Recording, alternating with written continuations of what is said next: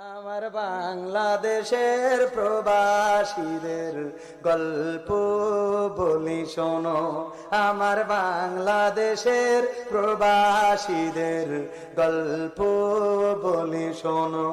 এ গল্প তো কল্পনা নয়, তোমরা কি তা জানো? ও ভাই, এ গল্প তো কল্পনা নয়, তোমরা কি তা জানো? আমার সৌদি আরবের প্রবাসীদের গল্প বলি শোনো। পল্লী গায়ের দুরন্ত ছেলে বাপে ডাকে খোকা, হঠাৎ করে ঢুকলো মাথায় বিদেশ যাওয়ার পোকা। রোগে শোকে ক্লান্ত পিতা, খাটার নাই উপায়, বেকার ছেলের এমন কথা